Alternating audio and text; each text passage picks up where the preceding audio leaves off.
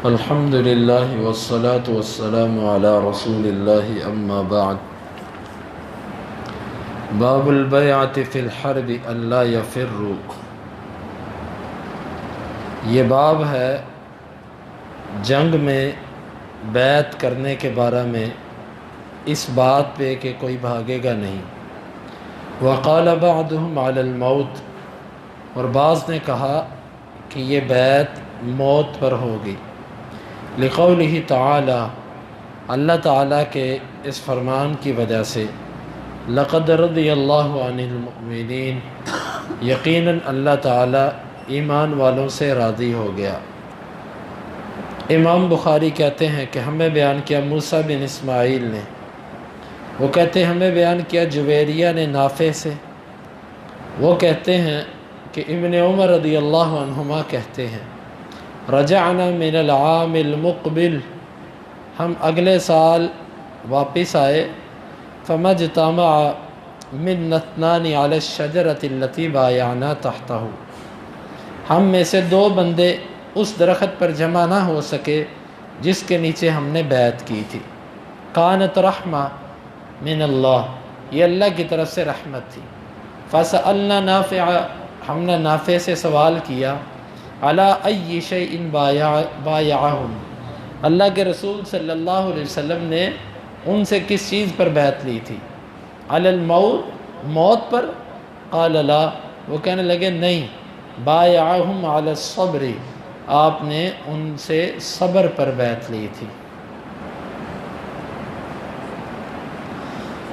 باب کا مطلب ہے کہ جنگ کے میدان میں اپنے ساتھیوں سے بیعت لینا، وعدہ لینا کہ تم بھاگو گے نہیں، کچھ بھی ہو جائے تم نے جہاد کا میدان چھوڑ کے بھاگنا نہیں، یہ بیعت لینا سنت عمل ہے، ثابت ہے۔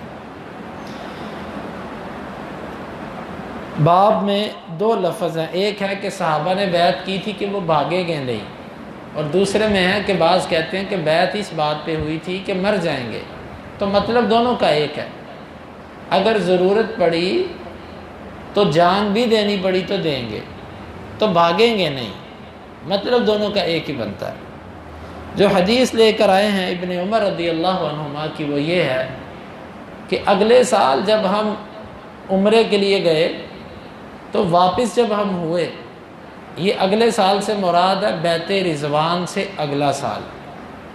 بیعت رضوان یہ وہی واقعہ ہے کہ جب آپ صلی اللہ علیہ وسلم نے خواب دیکھا تھا کہ آپ عمرہ کر رہے ہیں، تو آپ اپنے ساتھ 1400 کے قریب صحابہ کرام کو لے کر گئے۔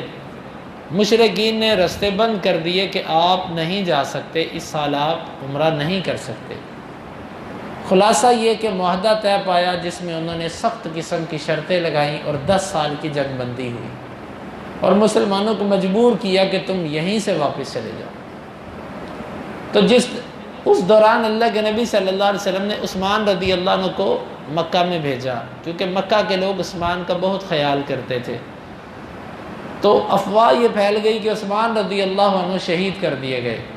اللہ کے نبی صلی اللہ علیہ وسلم نے اس وقت بیعت لی تھی کہ آؤ میرے ہاتھ پہ بیعت کرو کہ عثمان کا بدلہ لے کر ہی جائیں گے سب۔ تو یہ اس موقع کی بات ہے کہ درخت کے نیچے جب سب نے بیعت کی اللہ کے نبی صلی اللہ علیہ وسلم کے ہاتھ پر، تو اللہ تعالیٰ نے فرمایا کہ ید اللہ فوق ایدیہم، اللہ کا ہاتھ ان کے ہاتھوں کے اوپر ہے۔ تو اس موقع پر اللہ تعالیٰ نے یہ فرمایا کہ جس نے بھی بیعت کی، یہ جتنے آپ کے ساتھ تھے سب کے سب نے بیعت کر لی سوائے ایک منافق کے جس کا نام جد بن قیس تھا۔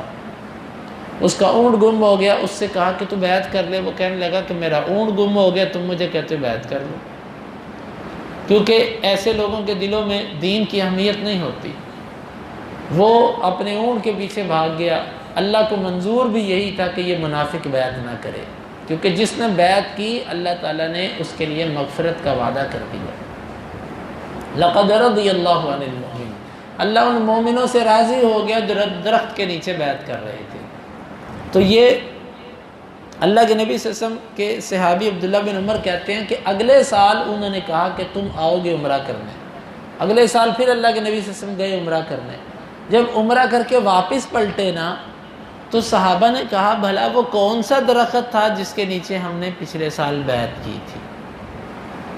عبداللہ بن عمر کہتے ہیں کہ کسی ایک درخت پر بھی دو بندے جمع نہیں ہو سکے کہ یہ وہی درخت تھا، اللہ نے بھلا دیا۔ کیوں بھلایا؟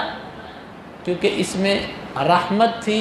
عبداللہ بن عمر کہتے ہیں فَكَانَتْ رَحْمَةً مِّنَ اللَّهِ، وہ اللہ کی طرف سے رحمت ہوا۔ کیوں؟ کہ اس کے نیچے ایک خیر واقع ہوئی تھی، اور وہ خیر اللہ کی طرف سے تھی۔ ایسا نہ ہو کہ لوگ اب اس درخت کو متبرک سمجھ کے، بابرکت سمجھ کے اس کو جو ہے چکر لگانے شروع کر دیں، اس کے ساتھ چیزیں لٹکانا شروع کر دیں، اس کے پتے کاٹنا شروع کر دیں، ٹہنیاں سنبھالنا شروع کر دیں، لوگ ایک فتنے کے اندر واقع نہ ہو۔ آپ اندازہ کیجئے کہ صحابہ کرام کا عقیدہ کیا تھا۔ اللہ تعالیٰ نے بھلا دیا کہ تم اس کو کہیں متبرک سمجھ کے یہاں پر ایسا شرکیہ بدعیہ عمل نہ شروع ہو جائے۔ یہ وہ درخت ہے کہ جس کے نیچے یقیناً اللہ کی رحمت واقع ہوئی، اور یقیناً ایمان والے جمع ہوئے، اور یقیناً یہاں پر خیر پھیلی۔ لیکن آج اللہ اکبر کہ جس کے بارے میں پتہ بھی نہیں ہوتا کہ پتہ نہیں اس کا انجام کیا ہے، پتہ نہیں اس میں خیر تھی کہ نہیں تھی، لوگ اس کی قبر سے کیا کیا کچھ نہیں لیتے۔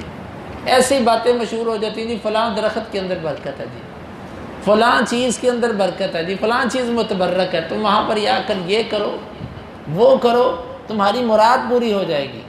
اب اللہ تعالیٰ نے امت کے عظیم لوگ صحابہ کرام تھے، ان کو بھلا دیا کہ وہ درخت کون سا ہے۔ اور صحابی رسول کہہ رہا فَكَانَتْ رَحْمَةً مِّنَ اللَّهِ، یہ بھولنا اللہ کی طرف سے رحمت تھا کہ عقیدوں میں بگاڑ پیدا نہ ہو۔ تو اس سے معلوم ہوا کہ صحابہ کرام ہر چیز کو تبرک نہیں سمجھتے تھے، اور نہ یہ دین کا حصہ ہے۔ تبرک اللہ کے نبی صلی اللہ علیہ وسلم کی ذات کا ہے۔ آپ کے ساتھ جو چیزیں اٹیچ رہیں، آپ کا جوتا، آپ کا لباس، آپ کی روزمرہ استعمال کی چیزیں، آپ کے گھر کی چیزیں، وہ متبرک تھیں۔ لیکن عام طور پر لوگ مکہ مدینہ میں بھی جاتے ہیں تو ہر کنواں، جی اللہ کے نبی صلی اللہ علیہ وسلم نے اس کنویں سے پانی پیا، اللہ کے نبی صلی اللہ علیہ وسلم نے اس کنویں میں لعاب ڈالا، لہٰذا اس کا پانی متبرک ہو چکا ہے۔ یہ بات درست نہیں ہے۔ یہ یوں تبرک لینا، یہ اللہ کے نبی صلی اللہ علیہ وسلم کے صحابہ کرام کا آپ کے بعد عمل ہی نہیں رہا۔ متبرک پانی یقینی طور پر آب زمزم ہے۔ زمزم کا پانی جو ہے اس کو لیجئے، وہ یقینی ہے، بابرکت ہے، اس میں شفا ہے۔ لیکن اس کے علاوہ لوگ کئی کنووں کے پانیوں کے بارے میں کہتے ہیں کہ وہ جلد کے لیے شفا ہے، اس میں یہ برکت ہے۔ ٹھیک ہے، اگر اس کو کسی کو اس سے شفا ملی ہے تو وہ شفا لے سکتا ہے۔ اللہ نے بہت ساری چیزیں اس میں شفا رکھی ہے، لیکن اس کو یہ سمجھ کے لینا کہ یہ تبرک ہے، یہ درست نہیں۔ اس کو دوائی سمجھ کے استعمال کریں جس طرح آپ استعمال کرتے ہیں عام چیزیں، لیکن اس کو تبرک سمجھنا یہ درست نہیں، کیونکہ شریعت کے اندر کسی چیز کا تبرک اس وقت لیا جائے گا جب اس کا بابرکت ہونا کتاب و سنت سے ثابت ہو جائے گا، اور شریعت نے اس کو پسند نہیں کیا۔ اب آپ دیکھیں، اس درخت کو پسند نہیں کیا کہ یہاں پر لوگ ایسے جب گٹا بنا سکیں۔ صحابہ کرام کہتے ہیں دو بندے ایک درخت پہ جمع نہیں ہو سکے، کوئی کہتا یہ، کوئی کہتا یہ، ہر ایک کی رائے مختلف تھی، ایک درخت پہ بھی دو جمع نہیں ہوئے۔ کیوں؟ اللہ تعالیٰ کی اس میں حکمت تھی۔ وہ ایک بیعت تھی، وہ اتفاقی ایک درخت کے نیچے ہوئی۔ اب یہ مطلب تھوڑی ہے کہ اس درخت کو پوجنا شروع کر دیں۔ ہمارے ادھر تو لوگ شہروں کے ساتھ شریف کا لفظ لگا دیتے ہیں، پاک پتن شریف، ملتان شریف، اور اس طرح یہ عقیدے کا بگاڑ ہے، یہ خرابیاں ہیں۔ اس سے معلوم ہوا کہ یوں تبرک لینا یہ درست نہیں ہے، صحابہ کرام کا یہ عمل نہیں تھا۔